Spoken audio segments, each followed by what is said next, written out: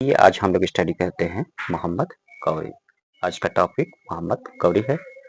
12वीं शताब्दी के मध्य में गौर वंश का उदय हुआ। इनके साम्राज्य का आधार उत्तर पश्चिम अफगानिस्तान था।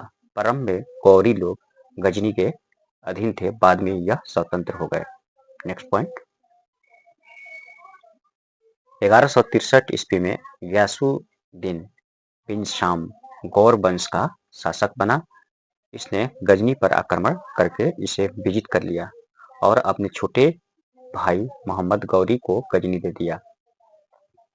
नेक्स्ट पॉइंट, मोहम्मद गौरी का पहला आक्रमण 1175 ईस्वी में मुल्तान पर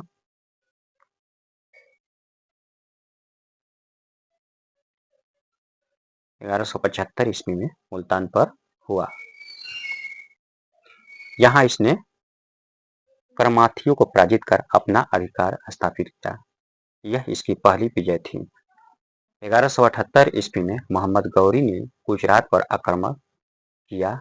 इस समय यहाँ का शासक भीम द्वितीय था। नेक्स्ट पॉइंट, कसहद के मैदान में गौरी की करारी हार हुई। यह भारत में इसकी पहली पराजय थी। इस पराजय के बाद मोहम्मद गौरी ने मुल्तान एवं सिंध के मार्ग को बदलकर पंजाब के मार्ग को चुना। नेक्स्ट पॉइंट, 1181 ईस्वी में इसने पंजाब पर आक्रमण किया। यहाँ पर गजनी वंश का खुसरो मलिक शासक था। इसने युद्ध के स्थान पर मोहम्मद गौरी को अत्यधिक उपहार देकर संधि कर ली।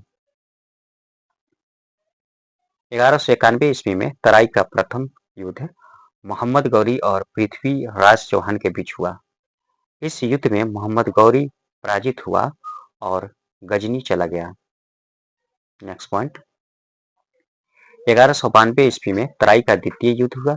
इस युद्ध में पृथ्वीराज चौहान पराजित हुआ और बंदी बना लिया गया। इसने गौरी की अधीनता स्वीकार कर ली, परंतु बाद में विद्रोह कर दिया और मारा गया। नेक्स्ट पॉइंट, मोहम्मद गौरी के भारतीय अभियान वर्ष राज्य और राजा वंश से 1175 ईस्वी में मुल्तान, वहां पर करमाथी वंश था। 1178 ईस्वी में गुजरात भीम द्वितीय वंश था। 1181 ईस्वी में पंजाब खुसरो मलिक था। 1186 ईस्वी में पंजाब खुसरो मलिक था। 1191 ईस्वी में तराई का प्रथम युद्ध, यहाँ पृथ्वीराज चौहान था।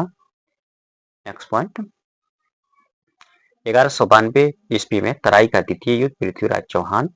1194 ईस्वी में कनौज चंदावर का युद्ध जयचंद था और 1195 में बयाना कुमारपाल था। 1205 में खोखरो से युद्ध हुआ था।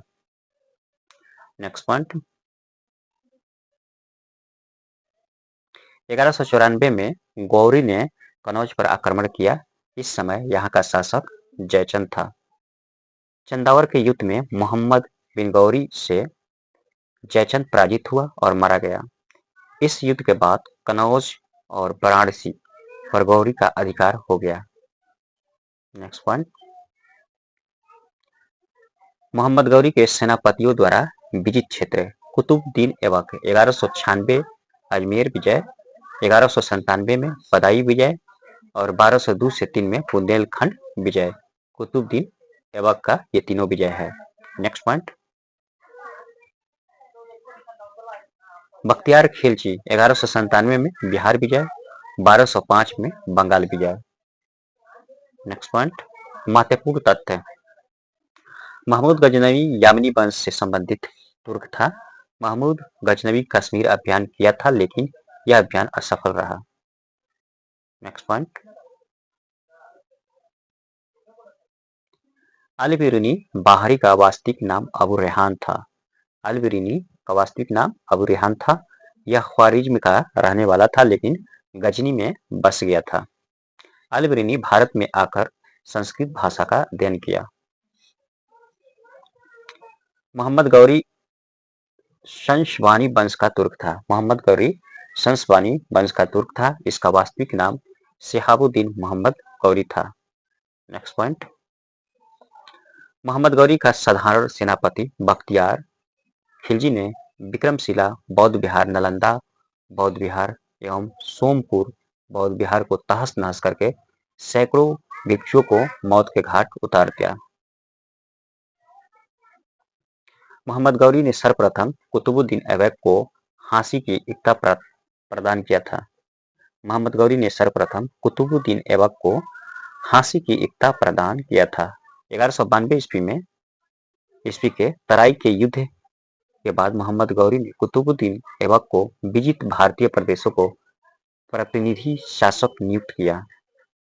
आज के इतना ही, हम लोग नेक्स्ट वीडियो में देखेंगे नेक्स्ट टॉपिक। अभी तक मेरे चैनल को लाइक और सब्सक्राइब ना किए हैं तो कर ले, ताकि आप लोग तक सबसे पहले नोटिफिकेशन पहुंचे जैसे मैं अगला वीडियो डालूं। Thank you.